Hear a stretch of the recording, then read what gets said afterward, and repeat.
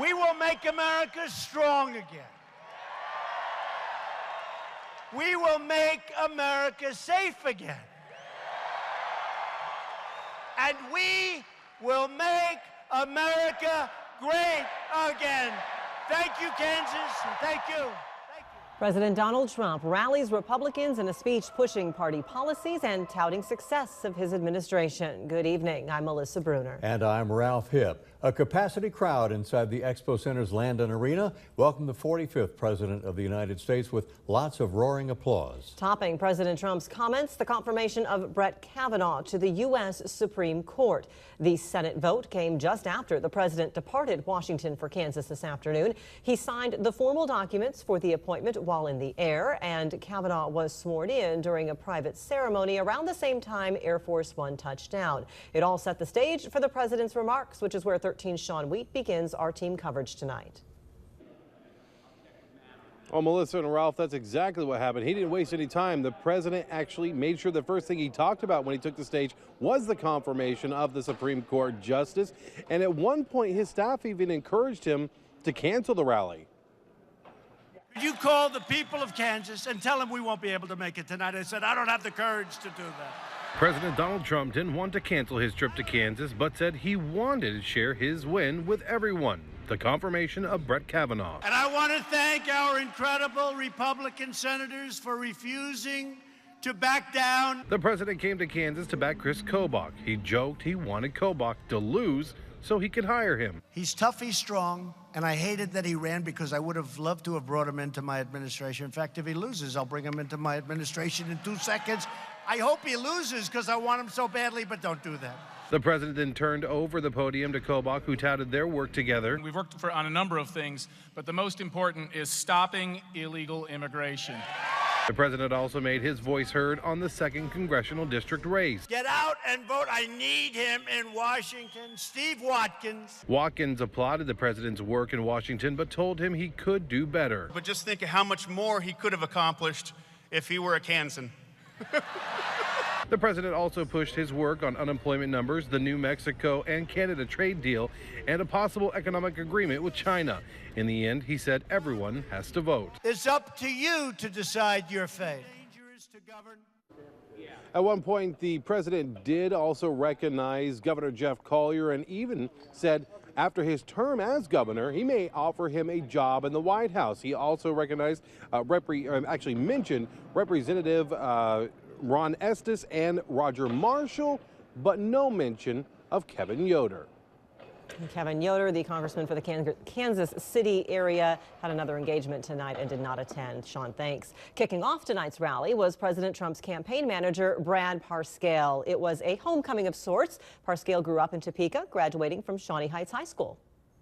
Everything I feel like I've done with this president, everything I've done to try to work to help him be president, to help save this country, is the values I learned here in Kansas. It's what's been born in me and raised in me and the people that I was around. Parscale got his start with the campaign as digital director for the 2016 contest. The Expo Center was filled with President Trump's supporters holding signs and cheering USA and Build the Wall. 13's Tiernan Shank spoke with several of them after the remarks about what stood out most to them. Tiernan? 11,000 people filled this room to see President Trump, and we talked to some of them as they were leaving, who told us the event felt like one big family coming together. The drive that he had behind it, you could tell that he believed what he was saying. For Samantha Ralston and her dad Sam, President Donald Trump's visit was more than inspiring, it was bonding. I have always tried to instill in my kids the importance of participating in the political process, to get out and vote. Samantha says she's just getting involved in politics and found the president's energy infectious. It was really energizing, it was really motivating, and I can't wait to go out and vote. Greg Pfister drove from Overland Park to wait in the rain on what he calls an historic day. The best thing he said was about Judge Kavanaugh. An historic day, so thought it was a good time to come and see the president. So historic, the president almost canceled. Could you call the people of Kansas and tell them we won't be able to make it tonight? I said, I don't have the courage to do that. Sam is happy he didn't. So many times, the Midwest is almost forgotten when it comes to politics nationally. He knows sharing the rally with his daughter could only happen once in a lifetime. to get to witness the president coming to town, regardless of who it is. Yeah. The president is here in Topeka, Kansas, and that is a huge deal for our state. Those midterm elections are coming up in just a few weeks, and we'll be watching to see if President Trump's trip made a difference. Reporting from the Kansas Expo Center, Tiernan Shank, 13 News. Tiernan, thank you. The election, November 6th, a few Tuesdays away. Not everybody was happy to see President Trump in Topeka tonight. His visit drew a crowd of protesters outside the Expo Center. Juan Cisneros with that part of the story. He's outside the Expo Center with what happened, what he saw. A crowd started gathering around 4 o'clock today along the designated areas of Topeka Boulevard, expressing their opinions about the president, gubernatorial candidate Chris Kobach, and Brett Kavanaugh's confirmation to the Supreme Court.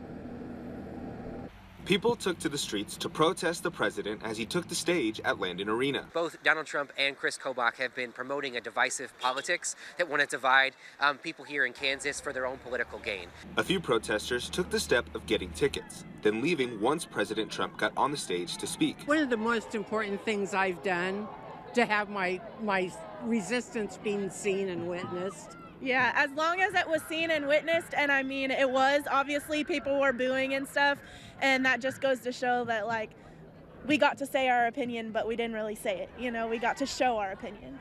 Officers kept a watchful eye for any violence. We did see one fight break out, which led to one arrest. Campbell says she is confident the protest will make a difference in future elections. I think that it's really great, and I think that a lot of the people out here are a lot of kids my age, like from like 15 to 20 age group, and I think that it's really great because we're going to be the ones that are going to be coming into the polls in the coming years, so we'll be able to make changes finally. Now, besides that one incident, officers did tell me that the scene did remain fairly calm, and now I did see some bickering between the two parties as supporters did leave the arena and headed towards the exit. At the Kansas Expo Center, Juan Cisneros, 13 News. With the scene outside at the Expo Center, Juan, thank you very much for that report. President Donald Trump touched down in Topeka at Forbes Field, and a special group was there to greet Air Force One. 13's Reagan Porter was there too. In the midst of a cold day, President Donald Trump received a warm welcome here at the 190th Air Refueling Wing. President Trump made his way down the stairs of Air Force One, where Governor Jeff Collier, Adjutant General Lee Taffanelli, and gubernatorial hopeful Chris Kobach were waiting. It's like game day, and it's amazing. So many people from Topeka, all over Kansas, coming into town to see the president. This wasn't Kobach's first time meeting President Trump. However, it was a first for the Tyndall family from Manhattan, Kansas. It's exciting their whole family can be up here, and they've never, been around the president. We're not near D.C., so just exciting. It's really cool and awesome opportunity. Did you ever think that you'd get this opportunity? No. Some children were hoisted on their parents' shoulders to witness President Trump's historic visit to Topeka. They were among more than 300 people invited for the arrival, including family and friends of White House and Secret Service personnel, as well as service members and their families. It's just rare for that to happen. We're kind of situated in the heartland, and we just don't get to see that every day. Beckman and Captain Matt Lucht say it's an experience like no other, meeting your commander-in-chief. We put the uniform on to serve not only for the citizens of the United States, but Kansas, because we are guardsmen. And having the commander-in-chief come here, it's just a really cool experience for everybody. Reagan Porter, 13 News. Governor Jeff Collier and Chris Kobach rode with President Trump's motorcade to the Kansas Expo Center. People were lining streets along the way to catch a glimpse of that motorcade going through the streets. 13's Erica Hall shows us the excitement along the route. It was an exciting Saturday for those hoping to catch a glimpse of President Donald Trump. He's in Topeka where I can see him. About 50 people, mostly families, stood outside the Forbes Field's gates to greet the president as he headed for the Kansas Expo Center. Mr. President, America loves you! The president doesn't come to Topeka very often, but Yeah, I mean, it's just something that my kids are 8 and 5, so this is something they'll probably remember for a long time. Unfortunately, hundreds of people who lined further down Topeka Boulevard missed out since his motorcade took a turn down Burlingame Road. But folks who did secure a good seat, like Andy Kessler from Kansas City, were thrilled to be in the presence of the president. Had the helicopter circling perimeter, all the motorcycle brigades came by, another came by, and then the final finale.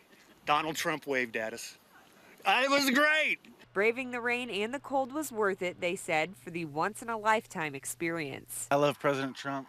All my family does, so it's just good to be out here and support him. In Topeka, Erica Hall, 13 News. The last president to visit Topeka was President George W. Bush in 2006, although Barack Obama did land at Forbes Field on his way for his 2015 visit to KU. Greeting that motorcade at the Expo Center, an overflow crowd as well, and 13's team coverage of this special day, historic day for Topeka, continues with our Grant Stevens. Well, Grant, talk about some of those people. They were left outside in the cold in all this. Getting everyone inside today was actually a pretty smooth process, but still, thousands of people didn't quite make it in. That's because the Expo Center could only hold about half the number of people that showed up. Even so, people were very excited to head inside as soon as those doors opened at about 2 p.m. When the doors opened up, people couldn't contain their excitement. Very slowly and gently, let's walk up.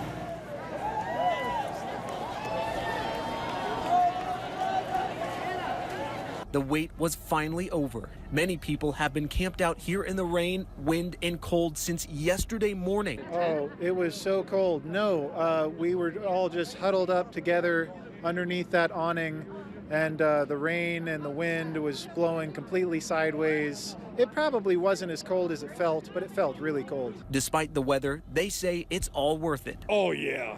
It's been so worth it now. It's just all the people and the excitement. You get a bunch of Trump deplorables together, and we all just have a good time.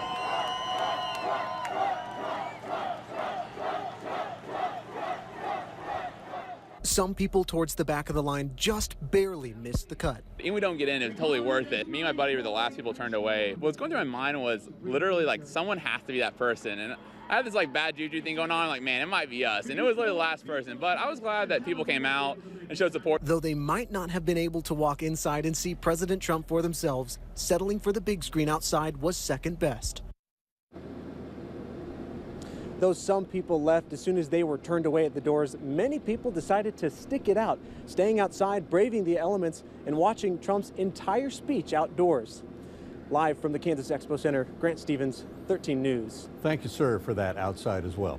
As the president's visit was bringing attention to the Republican candidates, Chris Kobach in the governor's race and Steve Watkins in the congressional contest, Kansas Democrats were rallying the troops for a day of action across the state.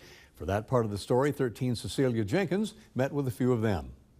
As President Donald Trump made his way to the capital city Saturday, several Democratic candidates channeled their energy into action. Hi, John. This is Paul Davis. I am running for Congress here. Second congressional Democratic candidate Paul Davis joined volunteers to reach out to voters. Listening to what people have to say about what their concerns are. Big magnitude of volunteers going out and knocking on doors, talking directly to voters, meeting them in their neighborhoods to talk about health care and education. Democratic gubernatorial candidate Laura Kelly joined the action as well, warning voters about her opponent, Republican Chris Kobach, who spoke at Saturday's rally. We can choose to stay on the road to recovery, which we've finally gotten on, and fix the problems facing our state of Kansas, or we can vote for Chris Kobach and take a quick U-turn and go off the cliff again and be even more devastated when the day is done.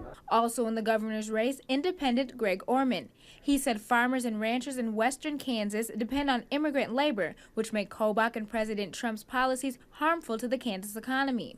I'd love nothing more than for President Trump, when he's here, to go out there and meet with those folks in the feed yards and the farms of Kansas, to just realize and look them in the eye and understand how damaging those policies would be to to our state. Davis, who has been endorsed by 36 Republican leaders, says if elected, he has no problem working across party lines. You know, I've said all along that if I'm elected to this position, you know, I will support President Trump when I think he's doing things that are good for Kansas and good for America, and I'm also going to call him out when I think he's doing things that are going to be harmful. Laura Kelly also with a statement after the rally tonight saying, quote, "We saw tonight that we can't trust Chris Kobach to bring people together who have different points of view." She also said that Kobach was focusing too much on what's happening in Washington and not enough on what's happening in Kansas. You can read her full statement at WIBW.com.